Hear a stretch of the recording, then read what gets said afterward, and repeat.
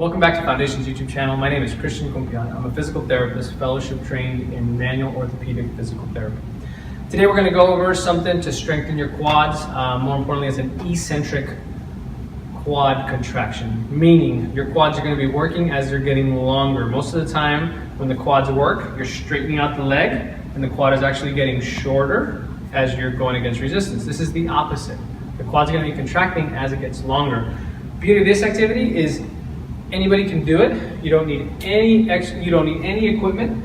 All you need is a wall or something to lean against, right? So what you're going to do is simple. Get to a spot on a wall and just do a little wall squat, right? I don't have my back flat against the wall, it's just my hips. I can help cue myself by putting my hands out in front. And I get to the point where I feel like I'm in a good squat position. My knees aren't really too far out in front of my toes. I get a good kind of width on my feet.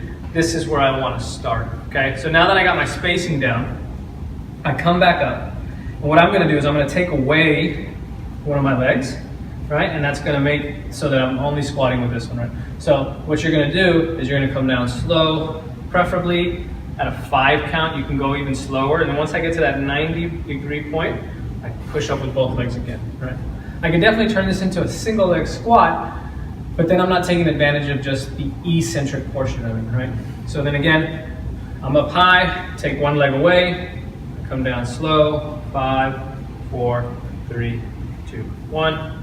Come up, switch sides, come down, 5, 4, 3, 2, 1. And you can go up with 1 if you really want to. This is just another way to eccentrically strengthen your quads. If you feel like you can't get enough done for your quads, but you don't want to have to go and take on a gym membership to do it, and you're tired of just doing repeated squats, something that you can definitely throw in. So if this is helpful to you, please give it a thumbs up. If this helps somebody else that you may know, please share it with them. We invite you to make any questions or comments below.